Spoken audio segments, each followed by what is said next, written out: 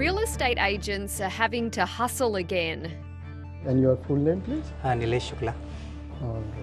This first home buyer has been looking for 6 months, and this unit in Sydney's West is an attractive option. This is the garage. That's the garage, quite spacious and some storage. It's even got space for the kids, and it's the right price in the mid-600s.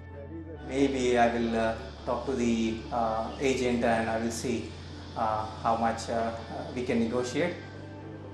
It's the hope of many buyers in a market where prices are still coming down off an unprecedented boom. While values nationally only went down a little bit in January, in the last year they're off more than 7%. The biggest falls last month were in Brisbane and Hobart, and the majors are still going down.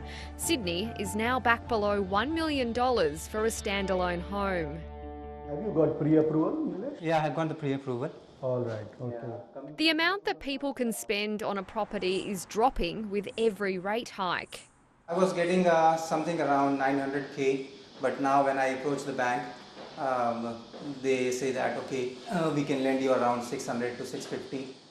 The fastest cash rate rise in decades is also hurting people with mortgages.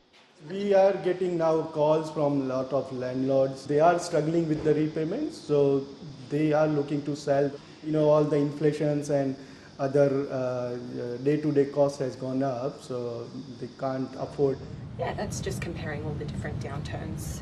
Market analysts say that it's a tough situation for those who bought at the peak of the boom.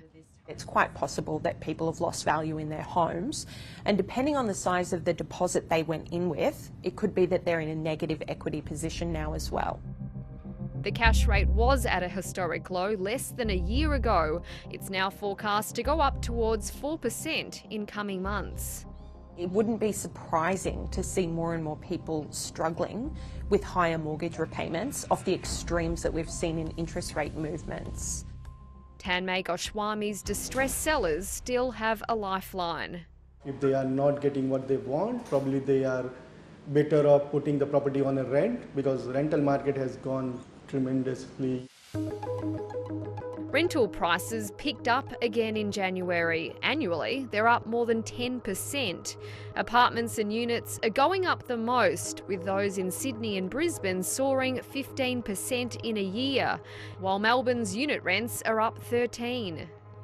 Eliza Owen says the biggest pressure on rents right now is the return of migration. And that's really where you're going to see a first response, is people going back into share houses. Nilesh Shukla's rent was hiked 3 months ago. I was renting for around 500 in Stratfield, and then the rent got increased to 700.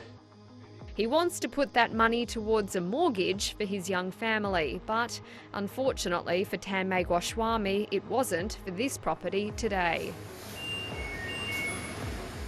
A still cooling market with more rate hikes on the way.